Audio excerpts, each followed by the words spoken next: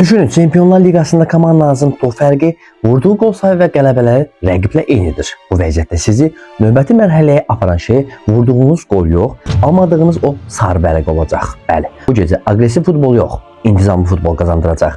Siz videonu bəyənin, mən isə bu gün baş verə biləcək inanılmaz senarini sizə çatdırım. Bu gecə Çempionlar Liqasında 18 oyunun hamısı eyni anda bitəndə komandaların taleyini heç kim gözləmədiyi bir şey, vərəqələrin sayı belə həll edə bilər. Bəli, bu gecə hər bir sarı vərəqə bir komandanı 1 milyardlıq turnirdən kənarlaşdıra bilər. Belə ki, əgər komandaların yığdığı xallar bərabərdirsə, UEFA ardıcıllıqla bu hesablamaları aparır. Kim daha çox gol vurub, az buraxıbsa o irəli keçir. Əgər top fərqi də eynidirsə, məsələn, hər ikisinə müsbət 5-dirsə, daha çox vuran komanda önə keçir.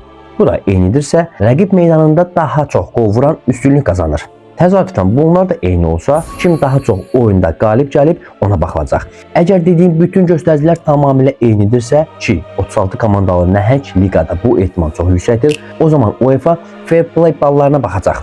Hər sarı vərəqədə bir xal, qırmızı vərəqədə isə 3 xal komandanın bal sistemindən silinəcək. Yəni iki komanda hər şeydə bərabərdirsə, turnirdə daha çox sarı vərəqə alan yox, daha təmiz oynayan komanda davam edəcək. İndi görək bu qarşılıqdan hansı komandalar üzə çıxacaq.